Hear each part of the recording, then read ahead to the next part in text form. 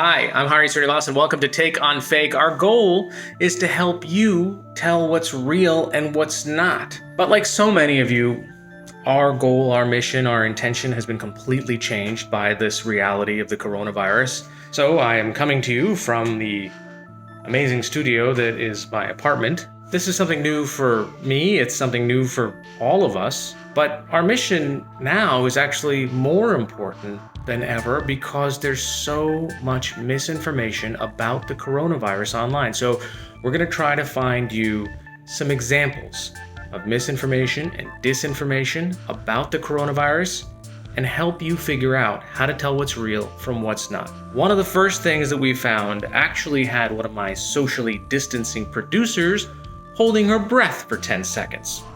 All right, Erin McIntyre, what is the deal? Why were you holding your breath?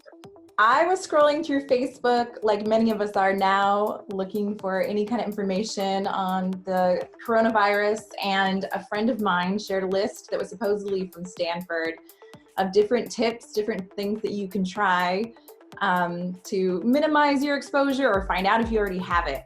So one of the things was hold your breath for 10 seconds. And if you're able to hold it for 10 seconds, that means that it's not living in your lungs. But if you couldn't, if you started to kind of, need air before the 10 seconds at 5 seconds, that means you might have it. So I literally sat on my couch next to my husband and held my breath for 10 seconds, then turned to him and said, "Hey, did you see this list?" So this does not seem very scientific, and I'm pretty sure that any self-respecting doctor would tell you that this is not true.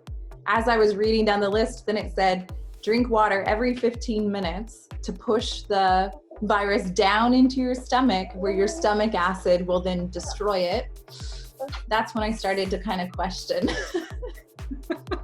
But they got you to try something anyway. If you forwarded one of these emails or even tried one of these miracle cures, you're not dumb. It's natural. It's human nature to want to try to gain some semblance of control of something that seems so beyond our control. But remember, just as easy as it is to copy paste, it's also easy to change the text of something. It's actually not so hard to find very good information about this that you can trust. In fact, there's a piece at factcheck.org that goes through this whole Stanford Hospital Board thing line by line. They pull information from the World Health Organization and the CDC, and they discuss specifics with a medical professional from Temple University. Viral posts online are usually harmless, but when it comes to our health, especially in a time like this when people are searching for information, these things can be downright dangerous. There was a post about how alcohol was supposed to decrease the spread of the coronavirus.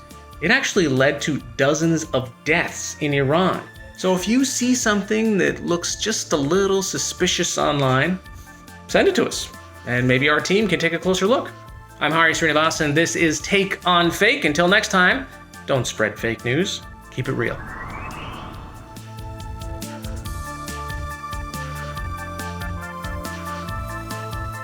Hey, Hari here. Thanks for watching this episode of Take on Fake. Tell us what you think in the comments below, and you can also subscribe if you'd like to know when the next episode drops.